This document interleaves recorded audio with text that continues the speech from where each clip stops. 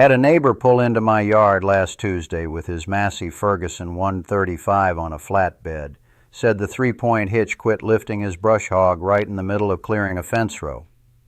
Let me tell you what I found. The MF 135 three-point hitch runs on Ferguson's draft control system with a piston pump pushing 2,000 to 2,500 psi.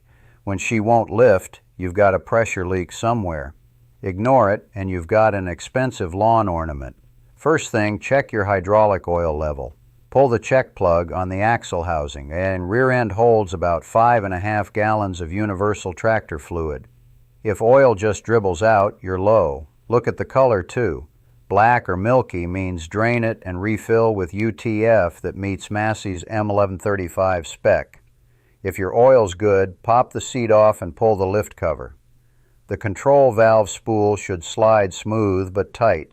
If you can wiggle it, it's bypassing oil. Check the lift piston ring. Gap should be 3 to 5 thousandths. If it's cracked, there's your culprit.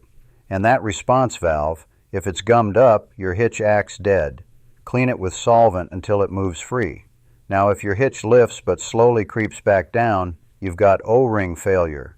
Replace the lift cylinder O-ring, the standpipe O-ring, and while you're in there, do them all. A complete gasket kit is cheap insurance. Pump rebuild runs 40 to 80 bucks.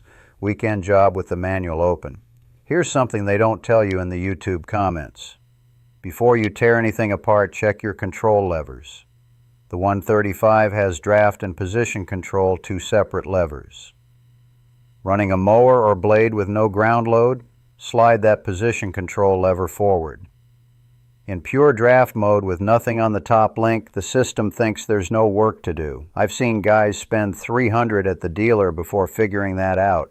Want the full service manual for your Massey Ferguson with all the hydraulic diagrams and specs? I've got them at the manual store. Links right below. Thumbs up if this helped, and I'll see you in the next one.